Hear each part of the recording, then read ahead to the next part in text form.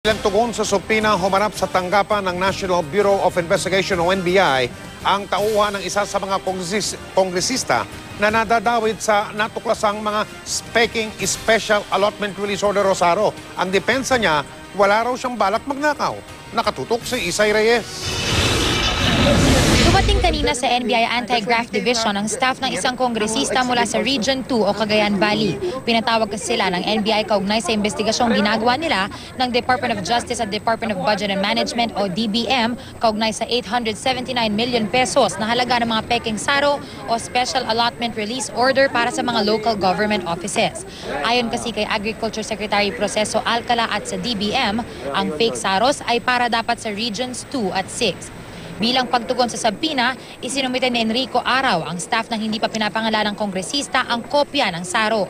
Siya rin daw mismo ang nagsumite ng kopya sa Department of Agriculture. We just tell the implementing agency to implement it para naman magawa nila, may daan naman na para sa mga tao. Pero I just gave them a copy so that they would know that there is funds available for this kinds of project. That's it. I left the copy there. Wala raw siyang intensyong magnakaw. Nalaman na lang daw niyang peke ang saro nang makatanggap ng sabpina.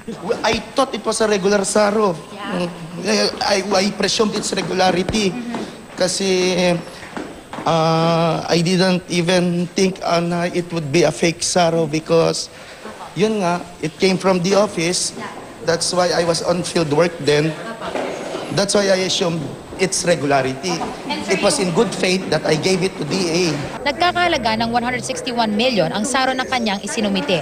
Para nga raw sana sa farm-to-market road projects ng buong Region 2. Handa raw ang kanilang opisina na makipagtulungan sa mga otoridad sa investigasyon.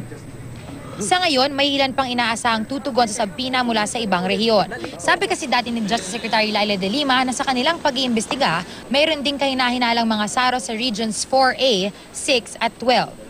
Isay Reyes, nakatutok, 24 oras.